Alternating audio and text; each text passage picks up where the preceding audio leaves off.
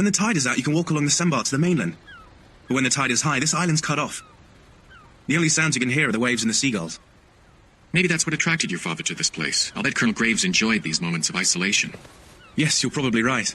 He was determined to buy this hotel even before he retired. Excuse me, sir. Would you like me to pour you a cup of tea, Mr. Keaton? Oh, very good. Cheers, Jonathan. Oh, thanks. Hard to believe your father's gone. He was such a noble man, Eric. He's right. Your father was very honorable. I admired him very much.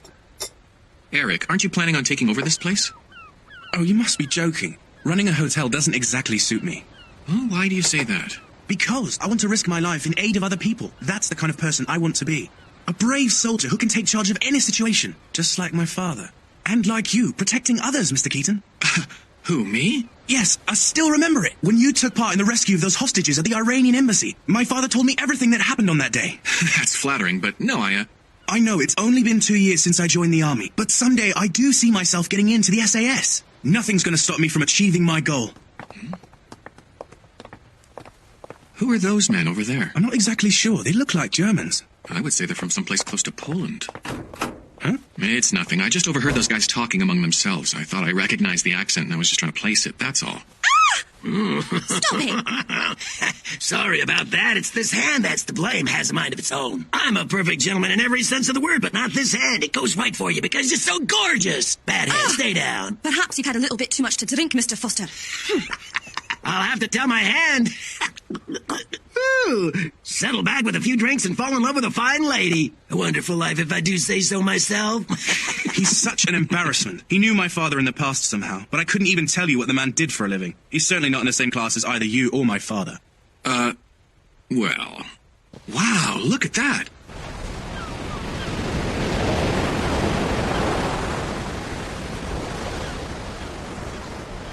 It's amazing. I can't believe the tide's coming in so quickly. Yeah, we're cut off from the mainland now. It'll be about another 6 hours until it's open again. Huh? Those shots came from the quay. Oh, no! Too late. This one's dead. It looks like this man's alive. I'm Detective Rupert from Scotland Yard. You must contact the police straight away. It's urgent. Stay with me now. Look! Our only boat is drifting away. What on earth do you think happened here? Hurry, we need to get this man to the hotel. Huh? Right. Huh? Jonathan, ring up the police at once. A man's been murdered. Hey, did any of you hear me? I said a man's been... Huh? It's bad luck for you, but I'm afraid all the phone lines have been cut. Come on now. You must ring the police. Tom, if they hadn't let the boat drift off, we'd be out of here by now. What's the rush, Otto? He's going to die anyway. Yes, Mr. Herman. While the tide is high, there's no danger of anyone here leaving the island. We must wait until the sandbar reappears in 6 hours. Let him enjoy these last few hours of life.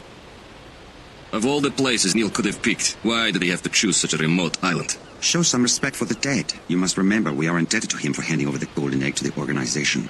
Now, if you'd be so kind as to escort our guests back to one of the rooms and ensure that they feel at home. You will not be permitted to go outside until we leave. Ignore my warning and we'll have more dead bodies on our hands. Come on now, Eric. We better get going. Hey, he means you too, old man. Ow, ow, ow! You don't have to be so rough. The elderly deserve respect. What? Okay. No problem. Whatever you say. Good. But I can bring this along, right? Drunken old man. Take it. Thanks a million. Get moving or else. Something wrong? No, everything is fine. I need more sheets. Right. Hey, don't waste it. That whiskey's very precious, I'll have you know. Have you been listening to yourself? This man here is in critical condition. Well, I guess fate just dealt him a bad hand. This was bound to happen because he didn't size up his enemy and use appropriate force. You have a lot of nerve to say that about someone who risks his own life to protect others. Stop it, Eric. But listen! He's right. It's just as he says. I was mistaken. They weren't anything like what I expected, and I was foolish to think I could handle them all by myself. But, sir, who was the man that got killed on the quay? And do you have any idea who those men out there are? Members of the Polish Mafia, that's who they are. The man who's been shot dead was their contact and went by the name of Oscar Neal, a researcher for Lessing Pharmaceuticals. Stay still. You don't have to say anything right now. Neal was meeting them. He brought a floppy disk containing stolen data on a secret new asthma cure. He was supposed to hand it over to them. This was their prearranged meeting place for the handoff. As soon as I saw the disk, I thought I would take charge. Hold it! The game is up! Raise your hands! But then, they tried killing you, huh? And Neil was taken care of because they didn't have any use for him. The Polish Mafia.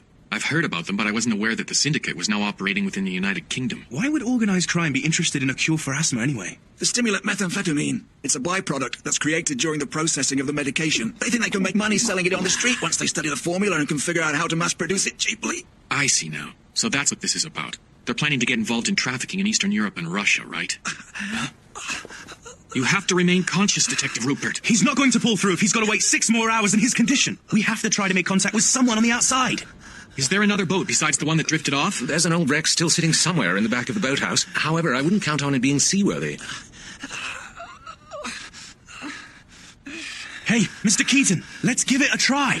After all, they're just a bunch of criminals. We, on the other hand, have combat training, which gives us the extra edge. I'm sure together we can get the upper hand. First, we need to subdue the guards. Are you nuts? You want to die? Listen, kiddo, you're seriously underestimating those clowns. In the end, you're gonna get shot just like the detective here. What do you know about strategies and tactics, old man? I am a serving member of the British Army. And for your information, Mr. Keaton was in the SAS. Back off! You're useless! Well, a recruit in Her Majesty's Army, huh? But you haven't had any real combat experience, have you? I mean, judging by your age. I think you'll discover that Mr. Keaton and I agree on this one. I'm afraid Mr. Foster is right. We shouldn't do anything yet. Mr. Keaton? They aren't any ordinary gang, no. The way they move, the way they handle their guns, they're trained in combat. It would seem to me, Eric, that they were probably in the secret police or a special operations force. If we make our move now, I doubt there's any chance of us pulling it off successfully. Then you're suggesting we just sit around here and watch this detective die? Oh, why not? One man may be sacrificed, but as long as we don't rock the boat, everyone else in this room gets to stay alive. You are testing my patience. I have no intention of becoming a casualty, kid. You coward! You're just afraid to put your life on the line, that's all! Tell me why I shouldn't be. I'm a coward, so of course I'm afraid. Because! There were brave men all around me, but bravery didn't prevent them from getting killed. I watched them die before my eyes, one after another. Forgotten in the end, only I was left. Listen, kid, would you like me to let you in on a simple little secret that helped me to survive this long? You need to identify those situations that call for cowardice. The only thing I'd be happy to risk my life for is love. Oh, hell, then, I'd be willing to give up my life for a beauty such as you. We have work to do. I'll need one of the younger men to come with me. I'll go. No, don't. You stay here and continue taking care of the detective. But why? I don't care which, just hurry it up. Go for the older one, the guy wearing the white shirt and tie. I bet you he'd be a whole lot easier to handle than the other one. Right. You come with me then. Hurry up, move it. You're a good man, Keaton, but don't get any crazy ideas in your head. Life's for the living, remember that! That's good stuff.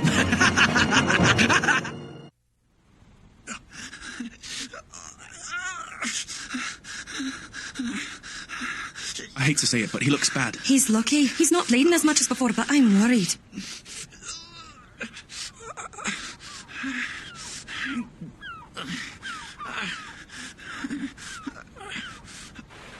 You're to repair this boat.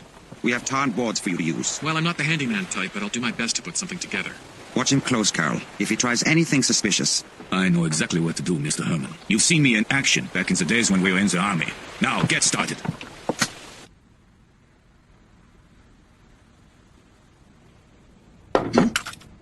Could I have a glass of water? No, you cannot. Detective Rupert won't last much longer. I'd like to at least give him a drink of water.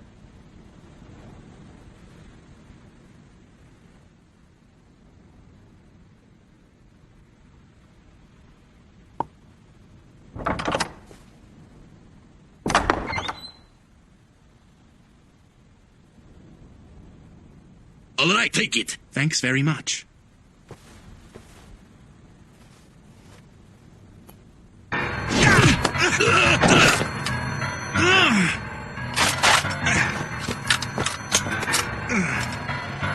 I commend you on your bravery. So sad, such a simpleton.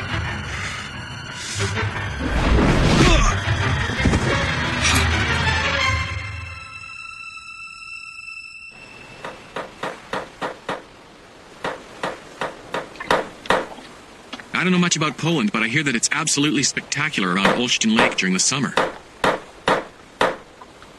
Mazury Lake is known to be quite beautiful, too. Have you ever been to either of those places before? Ah, my thumb! I suggest more work and less conversation. I'll be all right. If you keep on talking like this, it will be low tide again before you fix the boat. Damn. It'd be faster for us just to wait and walk over onto land. If you're into dying, die alone, because I ain't gonna get dragged down too! I hate useless rookies like you, more guts than brains. It's because of those reckless attitudes that I nearly died so many times in the war. In countries like Angola and Laos and even Djibouti. Angola and Laos, huh? Hey, old man, you aren't a mercenary, were you? Right you are, and an expensive one. Mercenaries aren't regular army. We care nothing about rules or loyalty to the nation. Our reward isn't medals or stripes. Money is the only thing we're after. I survived through that pain and hardship only to make my fortune. Finally, I made enough to retire so I can settle back and enjoy what I earned, and this kid thinks he can put me in danger. Take it easy, old man. He'll die if you keep it up. Why don't you come over here and have a drink with me? You are sure about this, Thomas? Mr. Herman has not given his authorization. Why not extend some courtesy, I say? After all, this old man doesn't look like he'll be any trouble. Don't mind if I do. You're a double-crossing coward! Have a nap now. It would do you good. That's nice. Eh? So, it appears you prefer to carry a Smith & Wesson 66. I take it you're an experienced professional. A revolver is much better than an automatic. Rounds don't get jammed, so I don't have to worry. I see what you're saying, my friend, but there's one major weakness with the revolver. Try firing it now. Ah, that's true. You stopped the cylinder from rotating, stopping me from pulling the trigger. You still could if you wanted.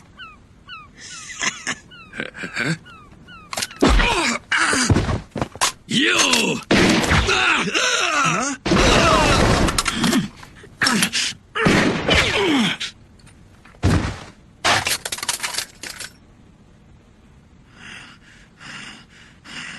I would think about your age, old man. You haven't many years left, so why not savor them instead of hurrying to your grave? I suppose I'm getting old.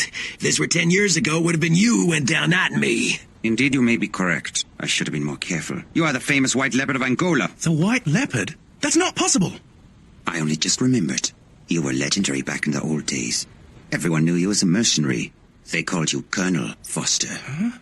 I was stationed in Africa at the time and had been acting as military advisor. You caused both myself and the Angolan government many problems. You were a nuisance. I have heard the many stories and I know what you're capable of. You're a dangerous man as long as you remain alive. Don't do it! No, it's all right, Eric. You can blame me for making a mess of everything. No, all this time I misunderstood you. When I screwed up, you put on that act for my benefit, so they wouldn't kill me. I already told you, Eric, I can't stand glory hounds like you who think they can be heroes. Who'd bother risking their lives to protect a snotty-nosed wannabe like you? I did it to get out of here and save my own skin. Now I'm paying for it. As you can see, my luck's finally run out. So this means you're prepared to accept your fate? Yeah. But from one soldier to another, could you honor one last request? And what is that? Allow me to have one last farewell drink.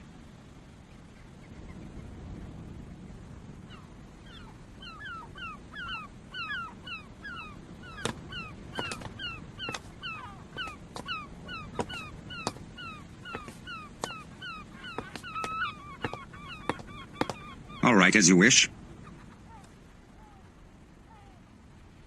Huh? Hey, Mr. Keaton! Well, it's about time. What took you so long? Forcing an old guy to work so hard during his retirement. Yeah, I wish I could have been more help to you, Colonel Foster. I'm really sorry about that.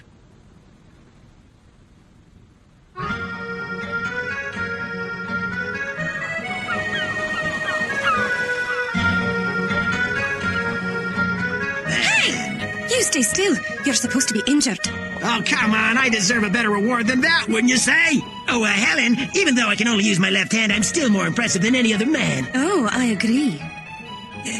Well then, it's only fair that I let you take me on a harmless little date. Huh, Colonel Foster? What's that? Are you being serious? How's Detective Rupert? Is he going to be okay? I think so. He appears to be in stable condition, and I'm confident he'll pull through. I'm so ashamed. If that man hadn't been there, I'd probably be dead right now. I called him a coward, and he still decided to risk his life to help me. Sometimes the most courageous act is not to act at all, even if it feels humbling. We all cherish and want to protect our own life. It's natural to be afraid when it's threatened. I wonder, though, could I ever become like him? Do you think I have it in me to follow his example and become a brave coward?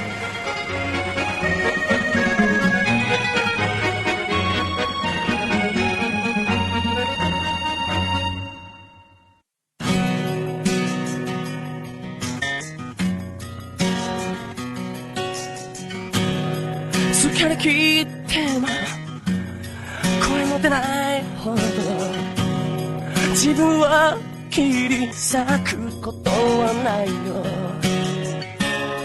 あなたは今までため息こぼす僕に何も言えない君ほとんど泣いて目を見つめ坂道登ることに迷いなど感じない時が過ぎる限り僕らは強くなれる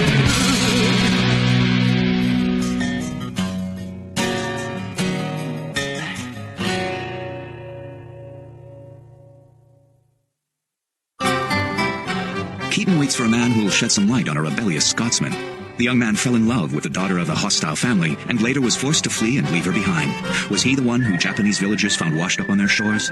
Keaton inspires his father to help him uncover some startling facts that lead to the identity of this local hero.